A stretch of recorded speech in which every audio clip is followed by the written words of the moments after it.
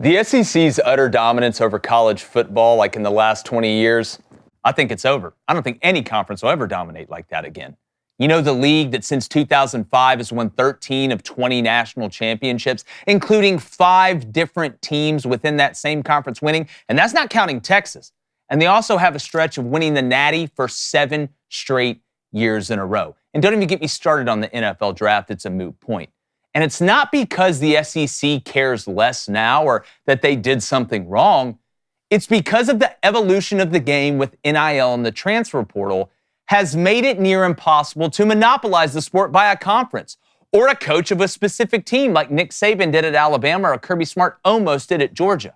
Now, that isn't to say the SEC won't dominate some years or have the best team in others, but the era of this league or any league overwhelmingly owning this sport, well, it's over. Now, the passion behind the teams of the SEC will still be the highest in aggregate, but the on-field results will not be. And it's actually a great thing for the sport. We need champions to span from coast to coast and border to border. We need continuous change in the big boy chair for college football to thrive at its highest. Now, would anyone be shocked if the SEC won it all next year or a specific team? No, that's not what I'm saying. But the days of a singular conference winning 7 national titles in a row, well, that's gone. And being from SEC country like I am, for some, that may be a hard pill to swallow. But it's a medicine that's good for everyone involved. Blaine, I'm not trying to bash the SEC. We know this. Doesn't sound like all right? I can sit here and I think if you're on either fringe, you think the SEC is going to be the best forever, I think you're crazy. If you think the SEC hasn't been the best overall in the last 20 years, I think you're even crazier. How do you feel? Well, I think the real question is what is dominance, right? I mean, you already said it. I mean, 13 to 20, 13 of 18 national championships as we look at it. The NIL and the transfer portal will make it different, but can we base off of 1 year? I mean, 1 year now, we can say the SEC is not going to dominate. What do they still do? They bring in top-tier talent when it comes to recruiting. You're in the SEC, so you go through an absolute grueling schedule that somewhat prepares you to play in high-stake games such as the playoff. And even if this year's a little bit different, I still think the college football expanding will give the SEC more opportunities to go win a national championship. I don't want to hear anything about bowl games, and I don't care about bowl games. Opt out this, opt out that. Stuff doesn't matter to me. You still have elite coaches. You still have go look at the draft. It might be a little bit different this year, but I don't think that's going to sustain in the long run. You have elite coaches, you have elite players, you have the schedule to go through that prepares you to be in the national championship, and you still dominate recruiting. And I wouldn't be surprised if the donations for NIL just keep raising and raising and raising when it comes to the SEC, because the SEC still wants to be great, and I wouldn't be surprised if they dominate the portal and they start to dominate NIL, because we said what we want. There's certain teams out there that have a bunch of money, but I know one conference that has a lot of money, and that's the Southeastern Conference. David, what do you think? I'm not sure what delusional fairy tale land Blaine's living in. Maybe it's Rainbow Land where you're having lunch with Marty Huggins. I'm not sure. You can make it go if the price is right. Look, things are just going to look different now in college football. And of course, it's for reasons that you already mentioned, Jake, talking about the transfer portal and name, image, and likeness. Yeah, guys aren't going to be the 4th-string running back at Alabama anymore when they can go start at a Big Ten school or even an ACC school. But even more than that, like Nick Saban was the greatest college football coach we've ever seen. He's retired now. That was a lot of championships that you build up in the conference. And not only that, but like just consider how hard it was to, even if all things were the same, no transfer portal, no NIL, Nick Saban still there, how hard was it already to maintain that level of dominance? Just keep in mind when I fell in love with college football, late 90s, early 2000s. I know we have some older listeners. I know we have some younger listeners. But when I fell in love with college football, Miami had a dynasty. USC had a dynasty. Florida State, Oklahoma was winning championships, not in the SEC then. Texas won a national championship in 2005. So really when Urban Meyer had that Florida dynasty and then Nick Saban joined the conference, that's when the conference really started to dominate the sport every single year. I just thought that was already unsustainable. And I think what we're seeing more and more parity with more and more schools being able to pay their players and assemble their rosters with these collectives, it's just going to turn more and more into the NFL. Well, and again, to your point, and I'm going to get to Blaine's, and there's a few points where I disagree with Blaine, and I think the facts back me up. We're not talking about who cares the most. I still think overall, when it comes to college football, in aggregate, so together, in an amalgamation, the South and the SEC probably cares more than anyone else. Now, that doesn't mean that people care more about Vanderbilt in one instance than they do about Washington. There's examples where you can say, well, this fan base doesn't care as much as this one, and they're not in the SEC. I'm just talking about overall and why it is the most important. But caring and hope and on-field performance are two different things. I'll give you an example in the transfer portal. Duke just paid $8 million for Tulane's quarterback. Money talks. You can sit here and say all these people care and it means more in the South, but there's other schools that have money and have opportunities. David brought up the fourth-string running back at Alabama is not going to be a five-star anymore, right? Or if they do go there and they don't play, they're going to transfer somewhere else. But also look at the last two national championships. Now, Texas is still in it from the SEC. They're a brand new team in the SEC, but they're still in the SEC. But look, last year, Michigan won it, and who did they play in the national championship game? Wasn't an SEC team.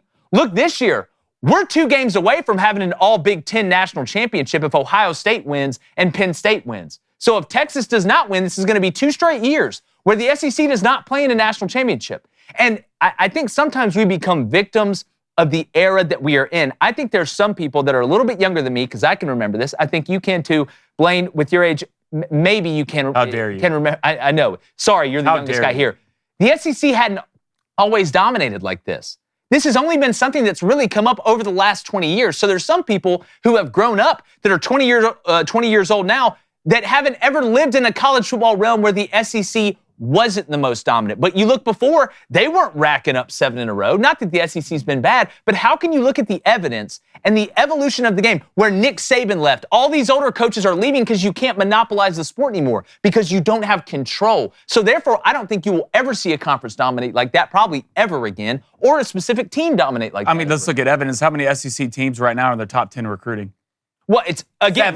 Seven out of the 10. How many were in the top 10 last year? 10. How many that were in the top 10 last year? If you're going to look about evidence of something, one, you can't take evidence off of 1 year and say this is the way it's going to be. 2 years. I don't think this is going to be like that at all. Right now, I look at recruiting. Who still dominates the game in recruiting? That is the SEC. 7 out of the top 10 schools right now are SEC schools. The top 3 schools are SEC schools. So you can say what you want about the transfer portal, and that's going to fix some teams. But lifeblood right now is still high school recruiting, and SEC is dominating it. So you think the lifeblood of college football is still just high school recruiting? For the long run, I think you can't just fix I think it's 50-50. I don't think you just fix a team with the transfer portal. Cool. I think we've seen that. That can be 1 year, 1 out. Boy, Colorado sure fixed a lot of stuff. Sooner or later, Colorado's going to have 2 top 5 picks. That's not going to all the time happen. Still Deion Sanders' kid's not going to be playing at Colorado forever. I promise. He's got Juju But Lewis the evidence I have right now, still, you have to recruit high school kids. You have to develop high school kids. You have to build depth. That's how you build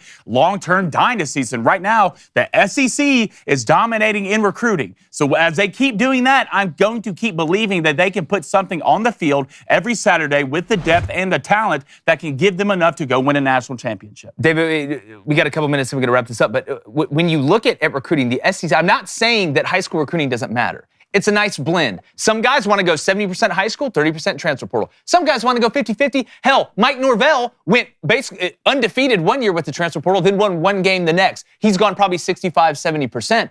I just don't think it's sustainable for the SEC to dominate like they have done in the previous 20 years, because the eras are different. They're non-comparable. Maybe I'm biased because I'm from South Georgia, but the pipeline to the best football talent in the country is not going to dry up, because I do believe that's where it is. Not to take anything away from the giant state of California and other places in the country. They have great football players. I agree that the pipeline is not going to dry up, because that's where the best high school football players are, in my opinion. But like I said, maybe you want to stay close to home. Maybe you want to go play for Kirby Smart in Georgia, and it's all you've ever wanted to do your whole life. I'm from Statesboro. I get it. But are you really going to go there and be the third-string quarterback anymore, where you can go and make money to be the starter at Wake? And there's also one other thing we're not considering here. Maybe the SEC won't be the most dominant conference in college football anymore because the SEC just doesn't exist. I mean, have we really thought about this? Look at the direction that the sport is heading with the corporatization. If we get into a situation where ESPN and Fox both come to terms on some sort of super league, like we've been talking about, and they just say, look, let's just go offer the top 35 programs, top 45, top 50 programs in the country enough money for them to compete, and all the rest of them can just be basketball schools, or they can be Division II or call themselves whatever they want. We'll take 12 of the 16 from the SEC, we'll take 10 from the Big Ten, and a couple of the best ones from the other conference. Maybe it's called a whole new thing. I'm not saying that's what I'm wishing for. I'm just saying we could be in an era where that Super League doesn't even involve the name SEC. Well, maybe one league could be leaders and the others could be legends. Please don't do that. We know how good We've tried that. We know how good that worked out. All right, we want to get to the poll results and our top comment. All right, Chad, hit that like, hit that subscribe button. If you donate on topic, it will get read. Let's go to Always Talking Ball. So a lot of people are turned off by Greg Byrne asking for money from fans, and the SEC may have money, but the Big Ten has more, and that will be the difference. Well, we had Steve Dace on here, and he talked about, the 230, we're 230 billion, whatever. That's one of my biggest points is these other places have money. And money talks at the end of the day. So you can sit here and ask for donations from the baker and the plumber and the mailman, and all that's great. But if you have somebody that can sit over here and fork over millions of dollars, you're going to get players. Because at the end of the day, BS walks and money talks, and there's more schools probably outside of the SEC that have more money than in the SEC, in my opinion. All right, let's go to Joey Couch. He says, can someone tell me a team outside of Georgia/Bama and LSU in 2019 in the SEC that has been relevant since 2011?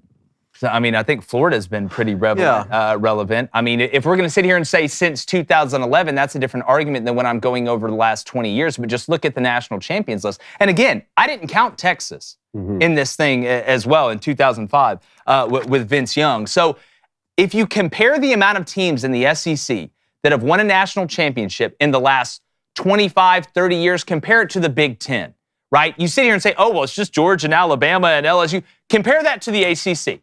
Compare that to the Big Ten. Compare that to the Big 12.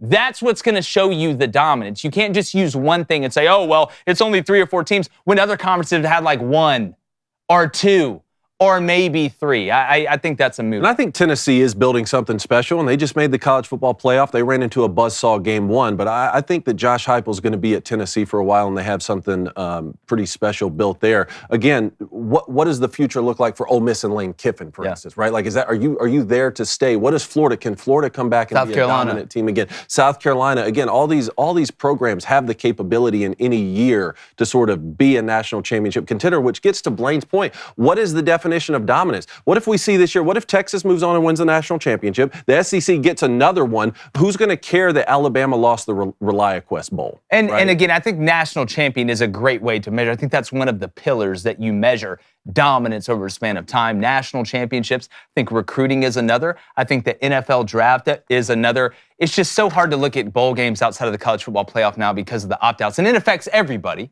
right? Everybody gets affected. But all right, one more of the poll, then we got to move. Let's go to $3 donation from Match P. Appreciate it, man. He says, guys, which is more important now, high school recruiting or the transfer portal?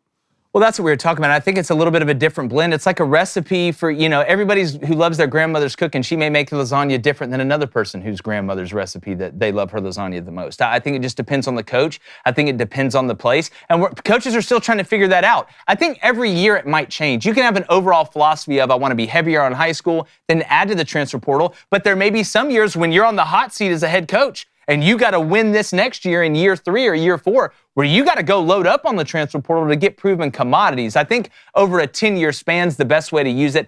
I always say I don't want to build the ship out of the transfer portal. I want to plug the holes in the ship with the transfer portal. That's the best way to. And how about you focus on development no matter where the players come from? If you get them in high school or if you get them in the transfer portal, develop them. Some programs do that better than others. All right, let's get to the poll. All right. Has the SEC dominance in college football come to an end? Yes or no? Yes, 55%. So it was tight. No, 45%. It was tight. Very interesting. I thought it'd be a little bit more on the don't believe it's over side than it was on the other. Hey, what's up, YouTube? Appreciate you guys being here. Do us a favor. Make sure you hit that subscribe button. Keep sharing the show. We appreciate it.